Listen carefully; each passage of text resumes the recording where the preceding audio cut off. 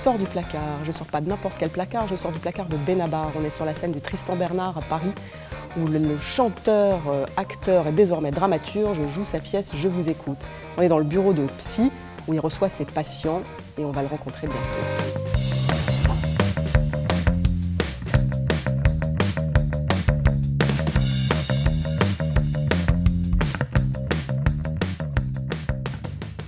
Benabar, bonjour. Est-ce que je peux vous demander pourquoi vous consultez aujourd'hui? Je consulte parce que je fais beaucoup de cauchemars. J'imagine une salle de théâtre vide et moi en train de jouer avec mes partenaires dans une salle sans aucun spectateur. Comment elle est née cette pièce de théâtre? Elle est née avec mon co-auteur Hector Cabello-Reyes. On travaillait sur des idées comme on fait souvent.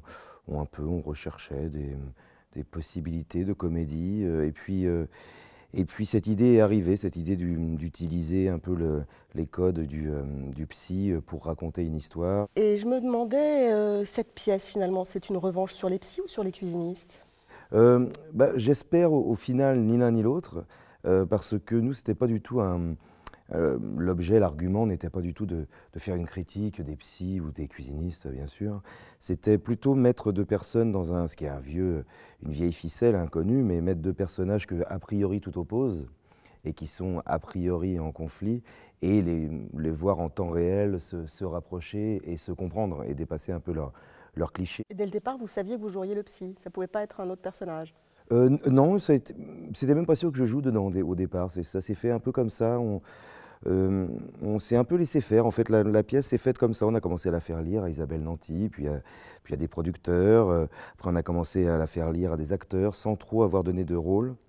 Et les acteurs ont assez naturellement choisi le mari. Et moi, ça m'allait très bien, le rôle du psy, ce rôle de clown blanc. Qui est moins spectaculaire que le mari, mais ça me convenait bien. Mais il n'y a pas eu de choix réel, quoi, en fait.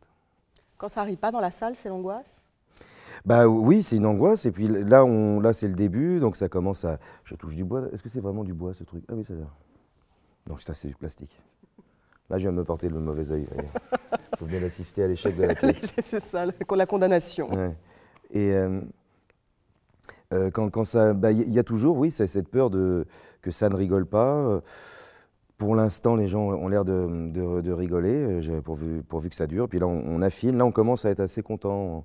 Mais on a affiné jusqu'au bout, justement, pour retirer un peu des longueurs aussi. Moi, ça c'est aussi ce que je fais sur mes chansons. Je suis pas très, comment dire, je suis assez souple avec ce que j'écris. C'est-à-dire, je peux réécrire, je peux changer. Donc, ça permet de rendre les choses plus efficaces. Alors Pascal Demolon, votre partenaire, c'est une machine de guerre, c'est vraiment un animal comique assez étonnant. Du coup, entre vous, ça se passe comment? C'est une rivalité, c'est une complicité? Vous dites que vous jouez le clown blanc. Vous n'avez pas un peu les boules parfois, le laisser comme ça, défoncer tout et est-ce qu'il y a une tentation de tirer la couverture à soi de temps en temps? Ah là, je vois la journaliste qui prend la place de la psy, là, méfiez-vous. C'est criant. Non, pas du tout, parce que les rôles sont bien répartis. Pascal fait ça très très bien, mieux que je ne l'aurais fait, donc il n'y a aucune rivalité par rapport à ça. Et puis, c'est à chacun de bien être à sa place, parce qu'encore une fois, c'est une pièce qui marche sur deux personnages, comme dans plein de trucs, comme dans je sais pas, si on faisait La Cage aux Folles, j'aurais fait Renato, moi. Un personnage d'emmerdeur comme ça, qui vient dans votre cabinet de psy, qui vous prend en otage, c'est un peu votre pignon à vous, en fait, de Oui, Molon. voilà, j'aurais pu citer La Chèvre, exactement. C'est vieux comme le monde, c'est un peu les buddy movies. Hein, ce sont deux personnages que tout oppose et qui vont se retrouver, dépasser leurs clichés. C'est un peu, c'est sûr qu'on n'a rien inventé à ce niveau-là. Mais c'était aussi cette volonté-là de prendre des codes, un peu le code du psy, le code du théâtre de boulevard.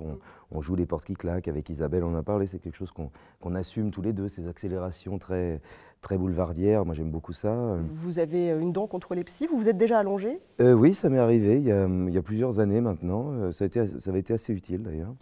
Alors je vais vous dire des mots comme ça, et puis alors vraiment, hein, laissez parler votre inconscient, dites ce qui vous vient spontanément. Si je vous dis trac? Moi, j'ai pas trop le trac, je suis assez généralement angoissé, mais le trac, ça m'arrive mais assez rarement. C'est très violent quand ça m'arrive, mais ça tombe un peu n'importe où. Ça peut me tomber dans une interview, par exemple.